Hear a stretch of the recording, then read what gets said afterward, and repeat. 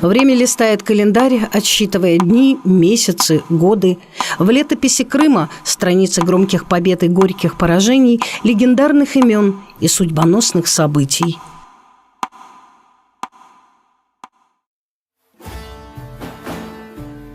– 1794 год. Указом Екатерины II в Крыму создается Таврическое магометанское духовное правление. Этим же указом назначен его глава муфтий.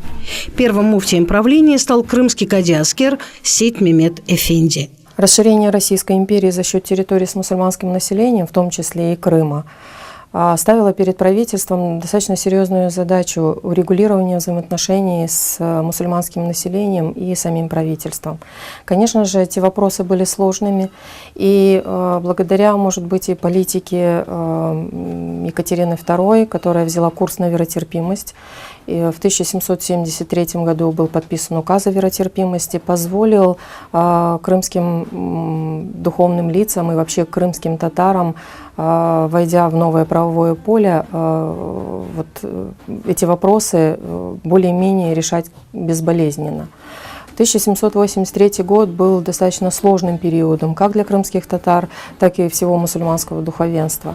Конечно же, ситуация, которая сложилась в тот период, она больше связана даже с какими-то, может быть, бытовыми вопросами. Незнание русского языка, незнание основ чужой культуры. И, конечно же, новое правовое поле – это стресс достаточно серьезный. 23 декабря 1831 года император Николай I утвердил положение о таврическом магометанском духовенстве и подлежащих ведению его делах, которым был утвержден и его первоначальный штат. По материалам переписи 1835 года в Крыму числились 1 муфтий, 1 кади-аскер, 5 кадиев, 454 хатыба, 1113 имамов, 931 муэдзин, 103 мудариса и 201 аджи. Таврическое магометанское духовное правление занималось рассмотрением и решением вопросов богослужения, духовно-нравственного воспитания, управляло вакуфами, начальными образовательными учреждениями мектебе, а также религиозными заведениями, медресе, мечетями, тикие и другими вопросами, которые касались религиозных потребностей мусульман Крыма, крымско-татарского народа. На тот период крымские татары, может быть, даже без духовного управления, наверное, было еще сложнее существование этого народа. Поэтому хотелось бы, конечно, вот эту роль определить так, что все-таки это был ключевое учреждение, которое решало самые насущные проблемы. Эти проблемы касались и религиозного образования, это касалось и вакуфных имуществ и землепользования, это касалось и даже самых элементарных наследственных и правовых каких-то моментов. Поэтому духовное управление, как я считаю, сыграло ключевую роль в сохранении народа, в сохранении идентичности, в сохранении вообще всей той культуры, традиции, религиозной жизни, которая здесь на тот момент присутствовала и продолжает, слава Богу, существовать и сейчас. Мятежный 20 век внес свои коррективы. Революционные волны докатились до Крыма, который долгое время оставался последним форпостом еще царской России. Стремительные политические процессы диктовали свои правила. В 1917 году еще была большая надежда на новую жизнь. Политические силы различного толка предлагали свои программы относительно развития образования, культуры и других аспектов. В жизни крымско-татарского народа появилась новая сила, во главе которой встали молодые и прогрессивные люди, среди которых был Номан Челеби-Джихан. В 1917 году был созван первый Курултай мусульман Крыма, на котором Номан Челеби-Джихан единогласно был избран муфтием Крыма, Польши, Литвы и Беларуси. Короткую, но судьбоносную роль сыграл он в жизни как крымских татар, так и всего Крыма в целом. Одним из достижений муфтия Номана Челеби-Джихана стало возрождение высшего духовного образования. Челеби-Джихан өзінің теклифini Kırım'da geçirmek için hareket edip tamam 1917 senesinin kuzunda belli ve yüksek bilgili hocalarını toplap Kırım'da, Bakçısaray'da Zincirli medreseni reorganizatsiya yapıp onu içinde 2 fakültet açtılar ve Mengli Giray adına институт olarak açtılar. Казалось бы, впереди большие перспективы, но им не суждено было осуществиться. Следующий этап становления советской власти ознаменовался антирелигиозной кампанией в стране. Camilerde namaz kılmakның devamı oldu. Ama 1928 senesi 9 Mayıs'ta 8 Mayıs'ın gecesinde Veli İbrahimov atılgan son ve onun demek mahkemesinden son ayrıca bir rejimnin baskısı duyuldu. Şu cümlede yüzlerinin Kırım Tatarlarının intelligensiyasından gayrı yüzlerinin din hadimleri, şu cümlede benim kart babam Afuz Şahmurat represiye olundular. Bu 20. seneler böyle. Ondan sonra daha beter oldu. Camilerini de başladılar yıkma. Minarelerini de başladılar yıkma. Yani yüzlerle camiler yıkıldı Kırım'da. Sovyet hükümeti devrinde. Ve onun neticesi çok yazık ki hala bugün devam etmekte. Yani halkının dinsizlikke, nizamsızlıkka, terbiyasızlıkka, bilmem amoral bir hayatka getirgen büyük bir kısmı bu dinsizlikten çıkar tabii ki. Последующие за этим годы искоренения любых религиозных проявлений привели к полному упразднению вакуфного имущества, запустению мусульманских храмов, опустошению и разорению медресе. Культовые сооружения были превращены в склады, конюшни, клубы, отданы под жилье. Ответственные за антирелигиозную кампанию в СССР рапортовали о ее успешном завершении. В 1944 году в результате депортации крымских татар из Крыма свои двери закрыли последние мечети. Умолкли голоса муэдзинов. Чтение Корана замолкло, казалось, навсегда. В конце 80-х, начале 90-х началось массовое возвращение крымских татар на родину из мест депортации. И вот, спустя почти 50 лет над Крымом вновь прозвучал эзан, призывая правоверных на молитву и наполняя души верой, как символ непоколебимости духа народа, пронесшего через страдания и потери главное – свою веру, которая помогла крымским татарам выжить и сохраниться как народ. Ислам на полуострове начал возрождаться как демографически, так и институционально. Сон енді мұфтият керек. Я о мұфтият olmasa районда сен район хадимлері yardım etmeye bilmiyor. Олар yolgan anlamayız. Siyasette bizge ne verilecek, ne mülkün değil. Onun için bizge de üstümüzden rayonlardakinden Ахмечте bir teşkilat olmak gerek. В 1990 году мусульманские религиозные организации учредили Хадият мусульман Крыма во главе с кадием, которым стал хаджи Сейджилил Ибрагимов.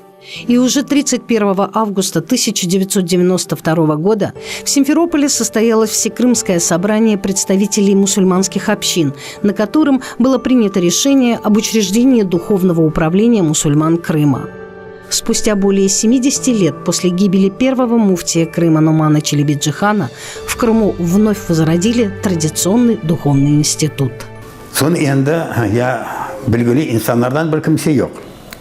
Өзбекстанда başlagan еді духовный учение.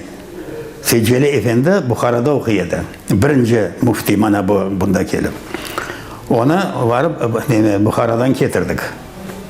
Onu, o tigaran bilgili, endi tigara nemesi var. Ana ondan başlandı. 18 ноября 1995 года состоялся первый Курултай мусульман Крыма, где муфтием был избран Нури Мустафаев. Второй Курултай был созван 4 декабря 1999 года. Большинством голосов делегатов Курултая был избран хаджи Эмирали Аблаев, который ранее занимал должность имама села Золотое Поле, затем должность главного имама Кировского района. Решением 3, 4 и 5 Курултаев хаджи Эмирали Аблаев продолжил свою работу в должности муфтия мусульман Крыма. Çalışып башлагандан соң, ана бу инсан оқымай ебертті, білгері қабілетлі балаларыны қайтарып алып, оларын районға міне қақыштырмады, ояққа бияққа епсін муфтияттың етрафына топлап, бұнда медресе açtı. Okutma balların rayonda hakiki insaniyet için mufti olarak çalışkan nas saylandı. Ondan sonra değişilgeni yoktur. Çünkü değiştirmeye acet yok edi. Наряду с возрождением исламского образования, сохранением крымско-татарских духовных традиций и развитием религиозной инфраструктуры, одной из основных задач муфтия Крыма Хаджи Эмирали Аблаева было строительство соборной мечети в Симферополе. На протяжении 15 лет мусульмане Крыма добивались выделения земельного участка и строительства главной мечети республики.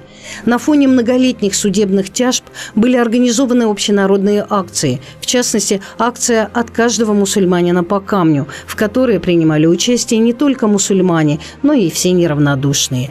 Собранные камни были расположены по периметру земельного участка, где планировалось возведение мечети.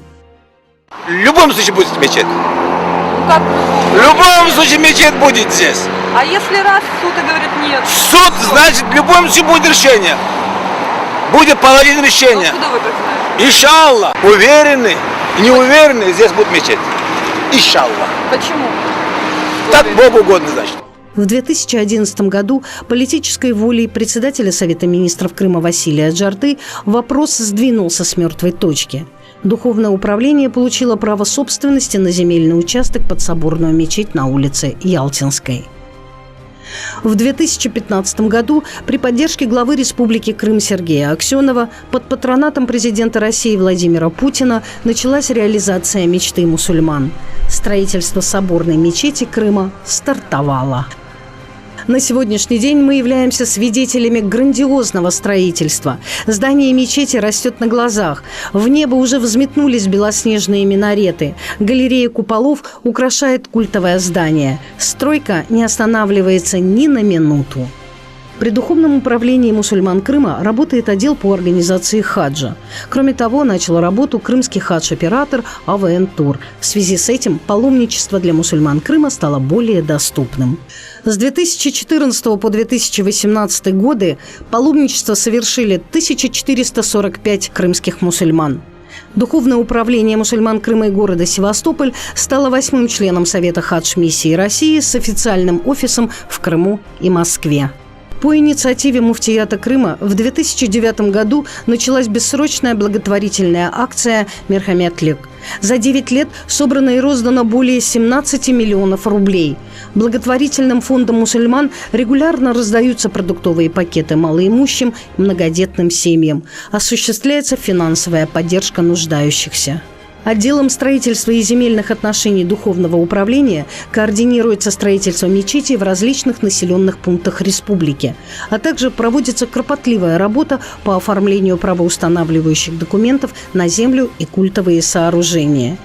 При муфтияте создан отдел сертификации и стандартизации продукции «Эляу». На сегодняшний день сертификаты выданы 10 крымским предприятиям-производителям продукции «Эляу». На протяжении 25 лет выходит газета Духовного управления «Хидает». С 2012 года журнал «Источник мудрости». Сегодня в муфтият Крыма мусульмане обращаются не только за решением религиозных вопросов, но и с социально-бытовыми проблемами. По инициативе Духовного управления создан Совет крымских татар при главе республики для эффективного решения вопросов в сфере образования, культуры, языка, соцкульбыта. Практически во всех регионах Крыма, даже в самых отдаленных селах республики, открываются воскресные школы по изучению основ ислама и чтению Корана. Более сотни преподавателей религии преподают для детей и взрослых. Более 250 религиозных общин перерегистрировались в соответствии с российским законодательством и работают во благо Республики Крым. По всему полуострову открыты и работают более 300 мечетей. Мусульмане коллективно отмечают главные свои религиозные праздники Ураза Байрам и Курбан Байрам. В настоящее время ислам исповедуют около 15% жителей Крымского полуострова. Это примерно 400 тысяч человек. В большинстве своем это вернувшиеся на родину крымские татары и их потомки, а также азербайджанцы, турки, узбеки и представители других диаспор традиционно мусульманских народов. Единственным религиозным институтом для крымских мусульман был и остается муфтият Крыма. Он есть и будет как объединяющая сила на пути к возрождению и процветанию Крыма, как залог мира и стабильности в республике.